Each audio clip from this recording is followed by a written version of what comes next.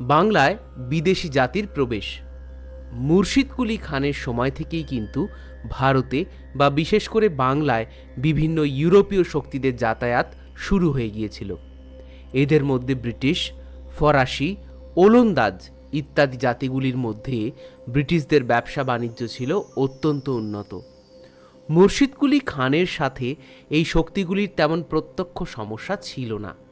মূলত 1717 সালে ফারুকশিয়ারের ফরমানের উপর ভিত্তি করেই ইস্ট ইন্ডিয়া কোম্পানি বাংলায় ক্রমশ ব্যবসায়ী থেকে শাসক হতে শুরু করে। ফারুকশিয়ারের ফরমান। ফারুকশিয়ারের ফরমানে ব্রিটিশদের প্রদেয় সুযোগ সুবিধা। বার্ষিক মাত্র 3000 টাকার বিনিময়ে কোম্পানি বাংলায় বাণিজ্য চালাতে পারবে।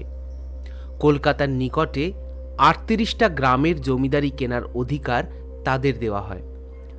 মুর্শিদাবাদের ট্যাক্সাল তারা প্রয়োজন মতো ব্যবহার করতে পারবে। বিনা শুল্কে বাণিজ্যের অনুমতি দেওয়া হয়। ফারুকশিয়ারের ফরমানে নিষেধাজ্ঞা। মুর্শিদ কুলি খান মুঘল শাসকের অধীনস্থ ছিলেন, তাই এই ফরমানের সাথে সহমত না হলেও তিনি সম্পূর্ণ ফরমানকে স্বীকার করেননি। বহু ক্ষেত্রেই তিনি নিষেধাজ্ঞা জারি করেছিলেন, যেমন বিনা শুল্কে বাণিজ্যের সীমা সমুদ্রের মধ্যেই বেঁধে দেওয়া হয়েছিল। তিনি মুর্শিদাবাদের ট্যাক্সাল ব্যবহারেও ব্রিটিশদের ওপর নিষেধাজ্ঞা আরোপ করেছিলেন। পরবর্তী শাসক আলীবর্দী খানও মুর্শিদ কুলি খানের মতোই ইংরেজদের ক্ষমতা ব্যবসা বাণিজ্যের মধ্যেই সীমিত রাখতে চেয়েছিলেন, তবে তাদের সাথে তাঁর প্রত্যক্ষ কোনো বিবাদ ছিল না। বাংলার আর্থিক সমৃদ্ধি বৃদ্ধির বিষয়ে তাদের প্রয়োজনীয়তা তিনি স্বীকার করতেন, তবে কোনো রকম রাজনৈতিক ও সামাজিক ক্ষমতা কোনো ইউরোপীয় জাতি পাক তা তিনিও চাইতেন না।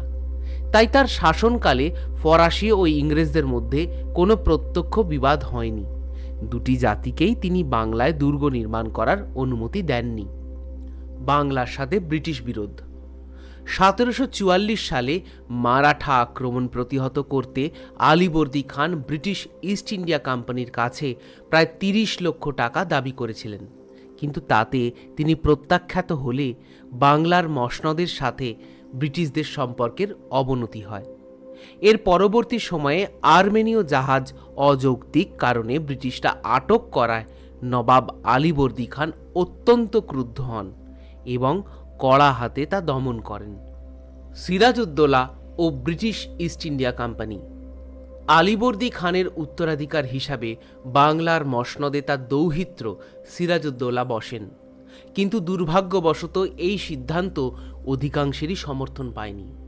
সিরাজ তার নিজের পরিবার থেকে শুরু করে ব্রিটিশ সেনাপতি মীর জাফর এমনকি ব্রিটিশদেরও অপছন্দের পাত্র ছিলেন।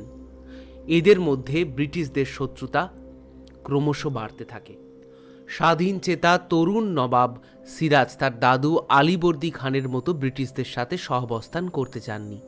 তিনি চেয়েছিলেন ব্রিটিশ কোম্পানির ক্ষমতা খর্ব করতে, যদিও এর যথেষ্ট কারণ ছিল। ঔদ্ধত্যপূর্ণ ইংরেজরা ক্রমাগত নবাবকে অসম্মান, অবজ্ঞা প্রদর্শন করার মাত্রা বহু গুণে বাড়িয়ে দিয়েছিল।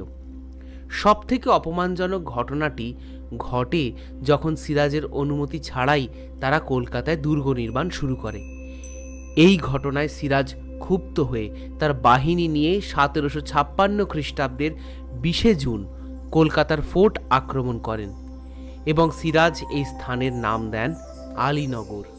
ব্রিটিশ কোম্পানির একজন কর্মী হলওয়েল প্রচার করেছিলেন সিরাজ প্রায় 146 জন ইংরেজ নরনারীকে একটি ছোট্ট ঘরে আটক করে নারকীয়ভাবে হত্যা করেছিলেন, যা ইতিহাসে অন্ধকূপ হত্যা নামে পরিচিত।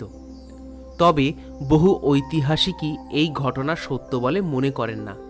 খুব দ্রুতই ইংরেজরা কলকাতা পুনরুদ্ধার করে এবং 1757 সালে আলীনগরের সন্ধি স্বাক্ষরিত হয়। এই সন্ধি ইংরেজদের আধিপত্য বিস্তারের পথ চওড়া করে। তারা সমস্ত বাণিজ্যিক সুবিধা পুনরায় ফেরত পায়, তাদের নিজস্ব মুদ্রা বা সিক্কা তৈরির অধিকার পায়, এমনকি কোম্পানির ক্ষতিপূরণ করার দায়ও বর্তায় নবাব সিরাজের ওপর। এমন অপমানজনক সন্ধি নবাব ও কোম্পানির বিরোধ আরও বাড়িয়ে তোলে। ব্রিটিশ কোম্পানি সিরাজের সাথে তার সভাসদ ও পরিবারের সম্পর্ককে নষ্ট করে। এমত অবস্থায় সিরাজের মসনদ হারানো ছিল শুধু সময়ের অপেক্ষা। পলাশির যুদ্ধ। অবশেষে 1757 সালে শুরু হয় পলাশির যুদ্ধ। একদিকে চতুর ইংরেজ সেনাপতি ক্লাইভ ও ওয়াটসন এবং অন্যদিকে প্রায় একা সিরাজ। কারণ মীরমদন ও মোহনলাল বাদে কেউই সিরাজের হয়ে সৎভাবে যুদ্ধ করেননি। মীর জাফর সহ একাধিক ব্যক্তির বিশ্বাসঘাতকতায় 23শে জুন সিরাজের পরাজয় ঘটে। এই যুদ্ধের পরে ব্রিটিশ কোম্পানি মীর জাফরকে নবাব হিসাবে নির্বাচিত করেন। থেকেই কার্যত তাকে পুতুল শাসক বানিয়ে তার কাছ থেকে প্রভূত সম্পদ, যুদ্ধ বাবদ ক্ষতিপূরণ ইত্যাদি নিয়ে বাংলাকে তারা নিঃস্ব করে দেয়। প্রায় 3 কোটি টাকার সম্পদ তারা মীর জাফরের থেকে আদায় করেছিলেন। বহু ঐতিহাসিক এই ঘটনাকে পলাশির লুণ্ঠন বলে অভিহিত করেছেন। 1760 খ্রিস্টাব্দে ক্লাইভ ইংল্যান্ডে ফিরে গেলে কোম্পানি মীর জাফরকে সরিয়ে তার জামাই মীর কাসিমকে নবাব পদে অধিষ্ঠিত করেন। বক্সারের যুদ্ধ।